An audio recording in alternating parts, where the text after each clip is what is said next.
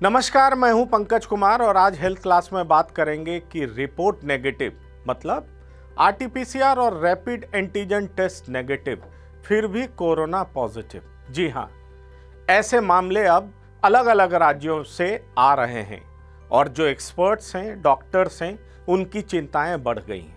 अगर मैं बात करूं गुजरात की या बात करूं बिहार की या और भी अलग अलग स्टेट की, तो कुछ केसेस तकरीबन कहा जाए तो नंबर ऑफ केसेस ऐसे मिल रहे हैं जो कि चिंता का सबब बन गए हैं।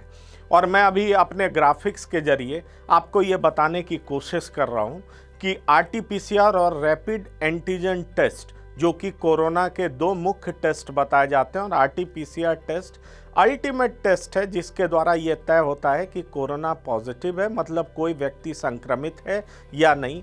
लेकिन क्या हो रहा है कि आरटीपीसीआर नेगेटिव आ रहा है, जी हाँ, लेकिन फिर भी वो कोरोना पॉजिटिव पाया जा रहा है। और इसका पता तब चलता है जब उन्हें कहा जाता है कि आप अपना लंग्स का सीटी स्कैन कराइए। HRCT टेस्ट बोलते हैं, जिसको हाई रिजोल्यूशन सीटी कहते हैं।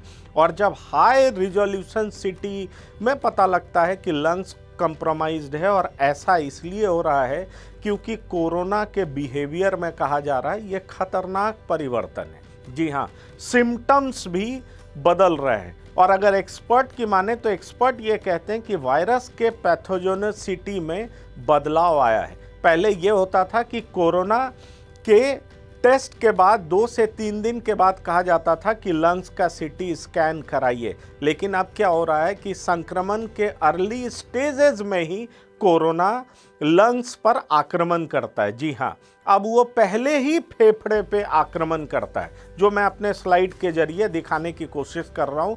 और अब क्या हो रहा है, माइल्ड फीवर आ रहा है और माइल्ड खांसी आ रहा है, लेकिन उसमें भी क्या देखा जा रहा है, फेफड़ा संक्रमित है। जी हाँ, माइल्ड फीवर, माइल्ड खांसी, मतलब कई बार ऐसा भी लगता है कि जो शख्स है वो ज़्यादा परेशान नहीं है, लेकिन जब टेस्ट होता है HRCT में पता चलता है कि उसका फेफड़ा कंप्रोमाइज्ड है, और उसके बाद चिंताएं बढ़ जाती है। और जब तक, कई बार ऐसा होता है कि जब तक पता चलता है तब तक काफ़ी देर हो चुका होता है। और एक बार जब फेफड़ा ज़्यादा ख़राब हो गया, मतलब परेशानी बहुत ज़्यादा बढ़ जाती है। इसलिए अब डॉक्टर्स ये कर रहे हैं कि जैसे ही इस तरह के केसेस आ रहे हैं, जैसे ही डॉक्टर्स को ये समझ में आता है कि ये पॉसिबिलिटी हो सकता है, वो RT-PCR के साथ साथ HRCT के लिए भी भेज रहे हैं। और ये संख्या काफ़ी ज़्यादा बढ़ गया है।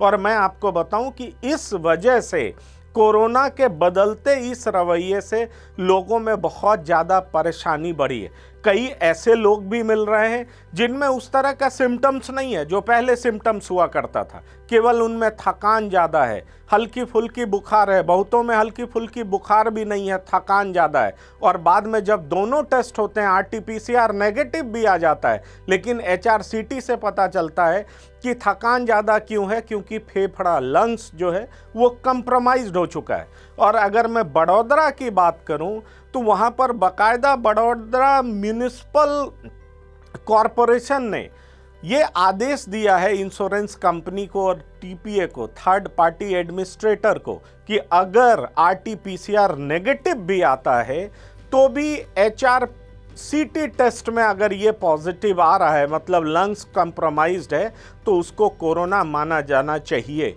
मतलब इंश्योरेंस एजेंसी है, उसको सपोर्ट करेगी, उसको उस एवज में अगर कोई इंश्योर्ड है तो उसको पैसे देगी। जी हाँ, बड़ौदा म्यूनिसिपल कॉरपोरेशन ने ऐसा आदेश दिया है।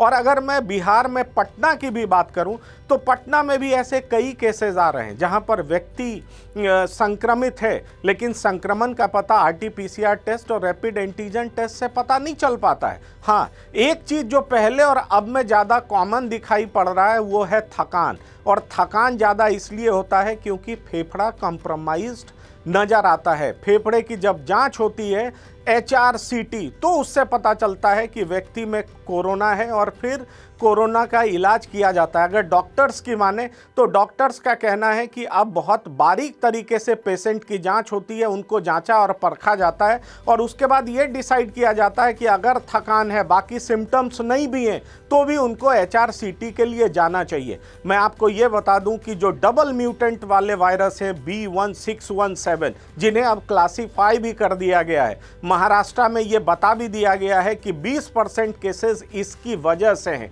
वैसे इस स्ट्रेन का फैलाव वेस्ट बंगाल में भी है, उत्तर प्रदेश में भी है, क्योंकि इंसाकॉग ने जब जीनोम सीक्वेंसिंग किया उसके जरिए ये पता चल पाया है।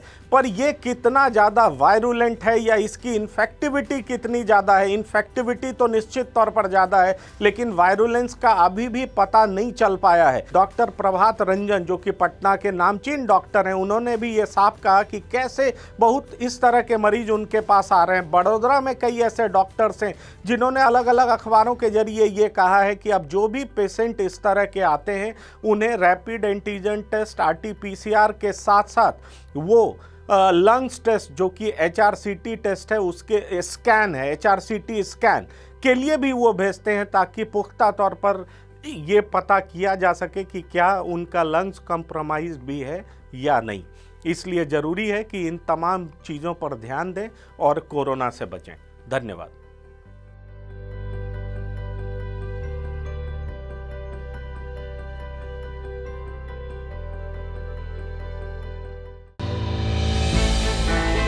हमने की गलती फिर एक बार, कोरोना ने किया दोबारा प्रहार। मास्क, 2 गज दूरी, करें अपनी सुरक्षा पूरी। कोरोना टीका हम सबको लगाना है, मिलकर साथ समझदारी से कोरोना को हराना है।